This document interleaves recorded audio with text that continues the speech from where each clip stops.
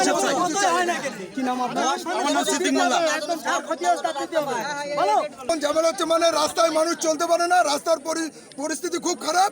একটা মানুষ চলতে গিয়ে সেদিনকে একটা বাচ্চা পড়ে গিয়ে এমন গাড়ির তলায় গিয়ে মারা যাওয়ার মতন পরিস্থিতি। যার কারণে আমরা প্রতিবাদে নেমেছি। শুধু রাস্তা না, বাড়ি ঘর তো যে যা ক্ষয়ক্ষতি আছে কারো কোনো ক্ষয়ক্ষতি দেয় না, শুধু ফর্স কাগজ দিয়েছে আর নিজেরা আত্মসাৎ করেছে। টিএমসির নেতা। ওনারা কি পদে আছে? ওনারা কেউ উপপ্রধান আনসার, ঠিক আছে,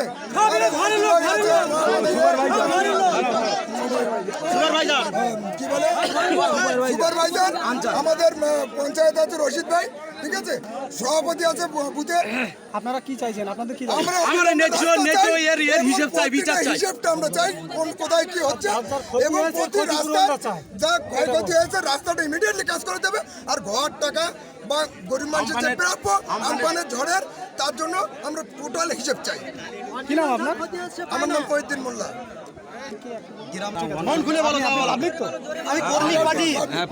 আমি সেটাই বুঝতে পেরেছি। আমি আপনাকে আমি জিজ্ঞাসা করছি ঘটনা কি হয়েছে দাদা? আমার যে বুথটা আছে, এই রশিদ সাহেব ইনি পঞ্চায়েত সদস্য, ইনি এই 10 বছর পূর্বে পঞ্চায়েত সদস্য চলছে। গ্রামে যা কিছু করে 3টে লোক, 2টো বুথকে আমার ওই বুথটার পঞ্চায়েত সদস্য শানপুকুর অঞ্চলের উপপ্রধান আনসার মোল্লা সুপারভাইজার হয়ে আছে। আর এই বুথে আমাদের মহিউদ্দিন ভাই সুপারভাইজার হয়ে আছে। আমার ওই বুথটা 10 বছর দল ক্ষমতা আসার পূর্বে ওখানে সভাপতি নেই।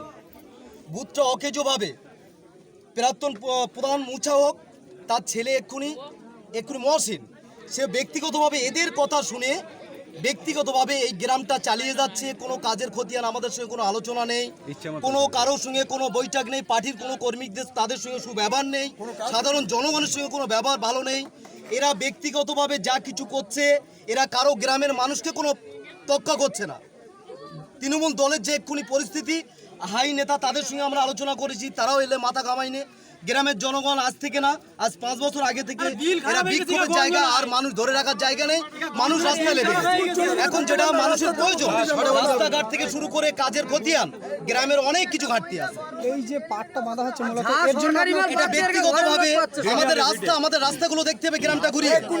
আমাদের গ্রামে একটা এরকম পরিস্থিতি, আমাদের গ্রামে ঢালাই রাস্তা যা কিছু হচ্ছে, এখানে নেতাদের বাড়ি, পুকুর বাঁধা হচ্ছে নেতাদের বাড়ি, আর সাইডি রাস্তা কোনো এরা কেউ দেখতে পায় না। গ্রামের মানুষের কানের কথা এরা কানে শুনতে পাচ্ছে না, এরা ব্যক্তিগতভাবে চালিয়ে যায়। এই ধরনের দুর্নীতি করছে কারা?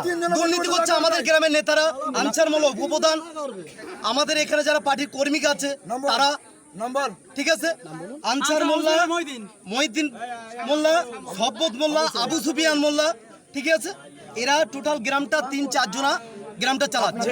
আপনাদের উপর নেতৃত্বদেরকে জানিয়েছেন? আমরা জানিয়েছি, তাদের মধ্যেও একটা সমস্যা চলছে, এদের যে কুকীর্তি আগামী দিনে একটা রিপোর্ট বেরিয়ে আসবে। কি নাম তার জন্য আমার নাম সালাউদ্দিন মোল্লা। আপনার বিরুদ্ধে এত অভিযোগ উঠছে, কি বলবেন বিষয়টি নিয়ে? অভিযোগ বলতে কি, আমি তো 100 দিনের কাজ করাই, লকডাউনে জানি কাজ এমনি বন্ধ। লকডাউনের বাড়ি কাজ হচ্ছে ভালো, বাড়ি কাজ হচ্ছে ভালো, ঘর পড়ে আছে, ঘরে কাজ করতেছে। আমি শুনলাম, আমি 2টো পার্ট আছে আমাদের, আমি একটা পার্টে কাজ করাই, ওই সদস্যটাই কাজ করে। এখানে স্থানীয়রা দাবি করছে যে রাস্তাঘাট না সংস্কার করে আপনারা ব্যক্তিগতভাবে বাড়ির পেছন মানে সংস্কার করছেন বা পুকুরের মাঝখান দিয়ে সংস্কার করছেন। কি বলবেন বিষয়টি নিয়ে? তাদের ঘরগুলোকে সাফাই করার জন্য মূলত এইভাবে করছেন, কি বলবেন বিষয়টি? 100 দিনের কাজের জন্য যেগুলো প্রকল্প দেওয়া ছিল, ঘর আসুক যা আসুক সব বাড়ির লোক পেয়ে যাচ্ছে পঞ্চায়েত সংসদ খাতায়, সেই অনুযায়ী আমাদের পার্টে লকডাউনে জানি সাধারণ মানুষের কাজ দেওয়ার জন্য কাজগুলো করতে হলে বলে এক একটা কি নাম আপনার? আমটা কম কর, আপনি তো এখানকার স্থানীয় পঞ্চায়েত মেম্বার, আপনার বিরুদ্ধে দুর্নীতির অভিযোগ, কি বলবেন বিষয়টি নিয়ে? আমাদের আমরা রাস্তা পাশ করা আছে, ও রাস্তা আমাদের এই আজ কত 42 পাস করা রে, মানে পঞ্চায়েত থেকে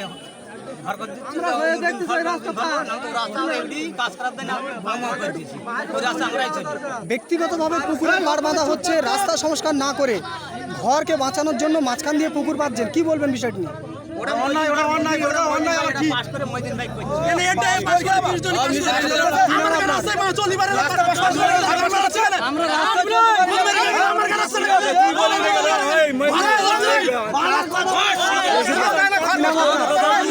রাস্তা হয় না, ঘর সরে যাচ্ছে।